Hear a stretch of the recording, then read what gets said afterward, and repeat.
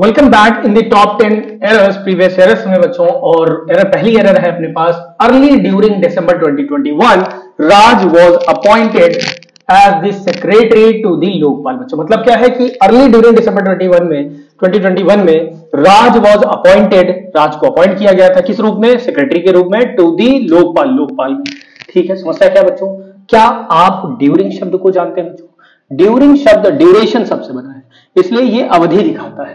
तो अपॉइंटमेंट पूरी अवधि 2021 में चलता रहा या किसी खास दिन खास डेट डे को हुआ होगा? तो पक्का अपॉइंटमेंट किसी खास दिन हुआ होगा, तो ड्यूरिंग शब्द नहीं लिख पाएंगे बच्चों। आप इन लिख सकते हैं early in the December 2021, early in दी दिसंबर 2020। बच्चों यहां पर दिसंबर लिखा हुआ है, 2021 लिखा हुआ है, it's a long period, long तो है लेकिन पूरे समय जो है नहीं चलता रहा उनका अपॉइंटमेंट किसी खास दिन हुआ।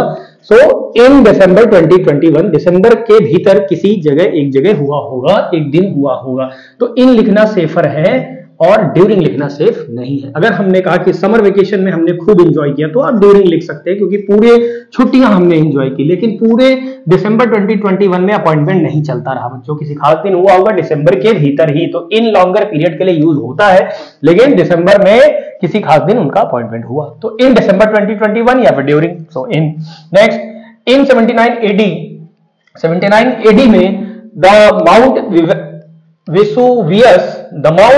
Mount Vesuvius blew its top, burying the ancient cities of Pompeii and Herculaneum।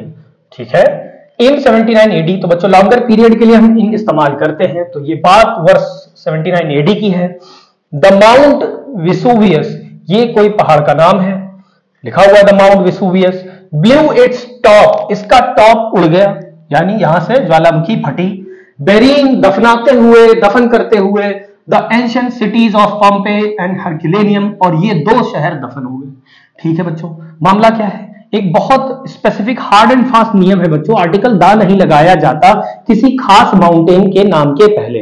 कैसे पहचानोगे ये माउंटेन? अरे माउंट लिखा तो है बच्चों, माउंट लिखा है, माउंटेन लिखा, ठीक वैसे जैसे माउंट एवरेस्ट होता है। ठीक, माउंट, कोई भी माउंटेन का अगर नाम हो बच्चों, तो अगर वो स्पेसिफिक माउंटेन का नाम है, देखिए एक होता है Himalayas is a series of mountains, तो आप दा लगाएंगे, लेकिन हिमालय नहीं कहते, क्योंकि अगर एक खास हिमालय की एक खास पर्वत के नाम हो तो हम आर्टिकल नहीं लिखते बच्चों, वो अपने आप में ही खास है, उसका नाम है, एक प्रॉपर नाउन है माउंट विसुवियस, तो हमें दा लिखने की जरूरत नहीं। ये बड़ा हार्ड एंड फास्ट नियम है, आपको पता होना चाहिए। तो बच्चों नेक्स्ट है, professor Murli's eyebrows rose a little higher and his gaze became distinctly coldest. Meaning क्या बच्चों? प्रोफेसर मुरली की आईब्रोज रोज उठ गई, अ लिटिल हायर, थोड़ा ऊंचे उठ गई, एंड हिज गेज, और उनकी निगाह, उनकी गेज बिकेम डिस्टिंक्टली कोल्डेस्ट, और वो उनकी निगाह कैसी हो गई? कोल्डेस्ट हो गई, यानी उन्होंने शक की निगाह से देखना शुरू किया या थोड़ा गुस्से की निगाह से देखना शुरू किया। तो बच्चों गड़बड़ क्या है इसमें? आप यहाँ पे एक बात देख पा रहे हैं कि कुछ डिग्रीज आए हैं, कंपैरेटिव डिग्री, यहां पर लिखा है अ लिटिल हायर, क्या लिखा हुआ है? Professor Murli's eyebrows rose a little higher and his gaze, और बच्चों कंजंक्शन एंड लिखा हुआ है, तो अगर यहां कंपैरेटिव आया है तो आगे भी कंपैरेटिव मिलना चाहिए, लेकिन आगे क्या मिल रहा है? His gaze became distinctly coldest, coldest नहीं बच्चों, क्या हो जाएगा? कोल्डर, क्या हो जाएगा?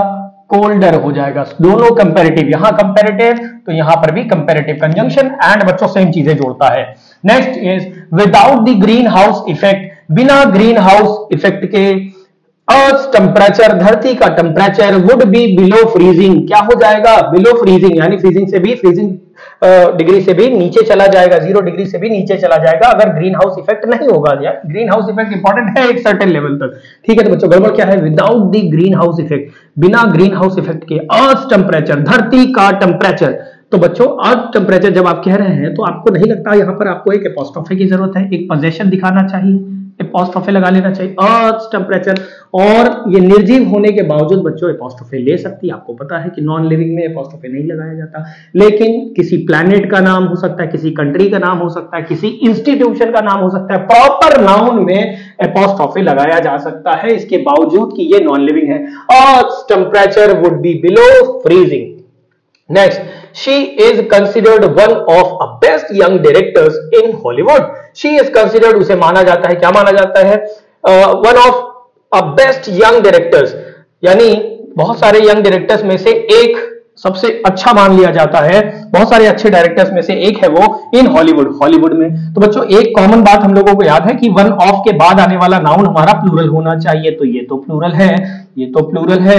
तो problem is, what is the problem? Problem is कि वन ऑफ के बाद प्लूरल नाउन तो यूज करना। एक और चीज है बच्चों, अगर कभी आपको कोई एडजेक्टिव इस्तेमाल करने को मिलती है आफ्टर वन ऑफ के बाद, तो वन ऑफ के बाद वो सुपरलेटिव होनी चाहिए। कैसी होनी चाहिए? सुपरलेटिव। और सुपरलेटिव के पहले भैया आर्टिकल आ नहीं, आर्टिकल द आता है, बस दिस इज द एरर। तो सेंटेंस कैसे ठीक हो जाएगा? She is considered one of the best young directors in the Hollywood. तो बच्चों नेक्स्ट एरर है, when I have arrived at the theatre the show had already started. When I have arrived at the theatre, जब मैं theatre पहुंचा, the show had already started, show शुरू हो चुका था। So obviously there are two situation, both are in the past and one is more past than the other one. तो दोनों situation past में है, एक ज्यादा पुरानी होगी, एक रिसेंट वाली होगी। तो जो ज्यादा पुरानी होगी, वी ऑल नो, वो पास्ट परफेक्ट में होनी चाहिए। कौन सी ज्यादा पुरानी है बच्चों? The show had already started, ये बात ज्यादा पुरानी है, ये पास्ट परफेक्ट में होनी चाहिए। किसमें होनी चाहिए बच्चों? पास्ट परफेक्ट में होनी चाहिए, और ये परफेक्टली पास्ट परफेक्ट में है, ये बिल्कुल पास्ट परफेक्ट में है, नो प्रॉब्लम एट ऑल। लेकिन क्या ये पास्ट इंडेफिनिट में है बच्चों? दो सिचुएशन जब दोनों ही पास्ट में हो और एक ज्यादा पुरानी हो, तो one goes in past indefinite, एक पास्ट इंडेफिनिट में, एक पास्ट परफेक्ट में। जो ज्यादा पुरानी वो पास्ट परफेक्ट में, और जो रीसेंट वाली है वो पास्ट इंडेफिनिट में होनी चाहिए। और पास्ट इंडेफिनिट में लिखने के लिए हमें सब्जेक्ट के साथ सीधे सेकंड फॉर्म लिखनी होती है। सेंटेंस हो जाएगा, when I arrived at the theatre, जब मैं पहुंचा, the show had already begun. Next, it would be really cool, it would be really, it would, ये वुड है बच्चों, इट अगर ऐसे लिखा हुआ है तो या तो ये इट हैड है या फिर इट वुड है।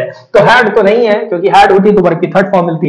इट मतलब it would, it would be really cool, ये बिल्कुल बढ़िया होता, if you got on the team, अगर आप टीम में हो जाते।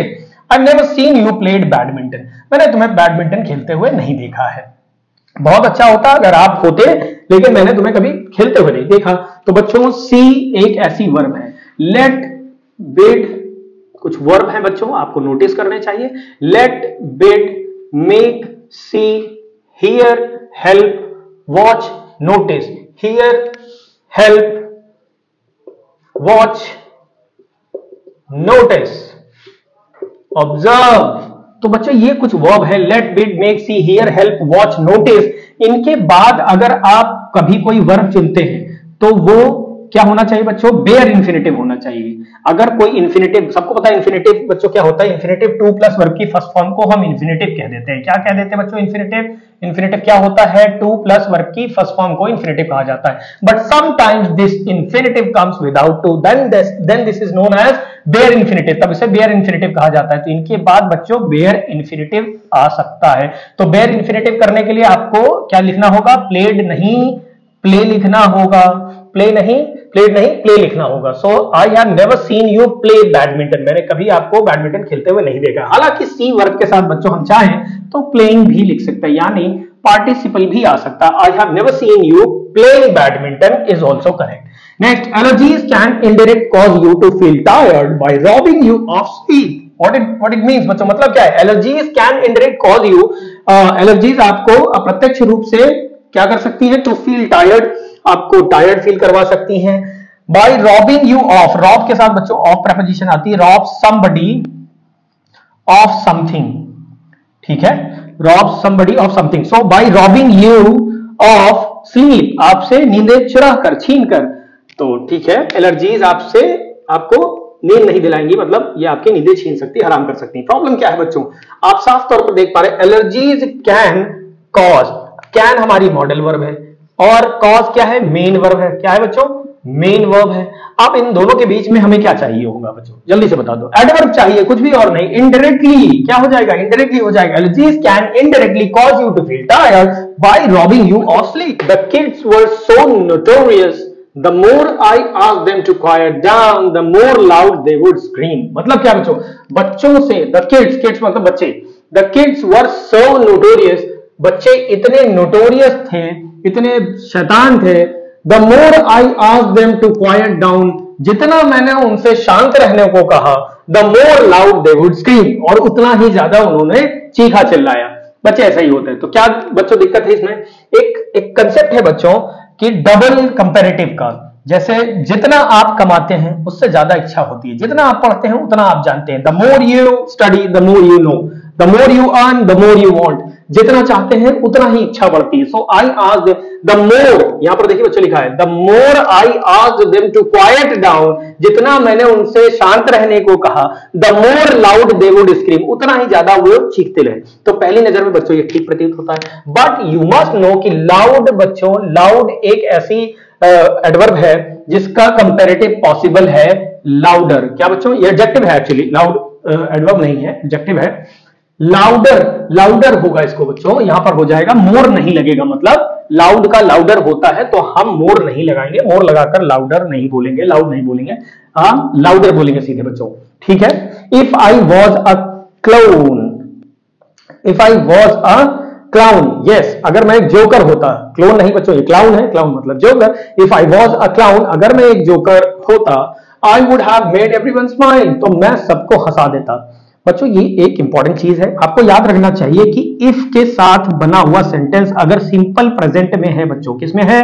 सिंपल प्रेजेंट यानी प्रेजेंट इंडेफिनिट में है, तो हमारा मेन क्लॉज सब्जेक्ट के साथ विल अथवा शैल लेकर के वर्ब की फर्स्ट फॉर्म के साथ होगा। यू मस्ट अंडरस्टैंड कि इफ के साथ बच्चों अगर सिंपल प्रेजेंट हो तो आगे में क्या चाहिए? विल शैल के साथ वर्ब की फर्स्ट फॉर्म। नेक्स्ट स्ट्रक्चर है कि इफ के साथ अगर आपके पास सिंपल पास्ट बना हुआ है, इफ के साथ बना हुआ क्लॉज हमारा सिंपल पास्ट में है, तो हमें मेन क्लॉज में बच्चों क्या चाहिए? सब्जेक्ट के साथ हमें वुड चाहिए और वुड के साथ चाहिए वर्ब की first form. This is the another one. The last one is कि इफ के साथ अगर बच्चों आप पास्ट परफेक्ट लिखते हैं, पास्ट परफेक्ट लिखते हैं, तो आगे हमारा सब और मेन क्लॉज में सब्जेक्ट के साथ would have, should have, could have, might have, would have, should have,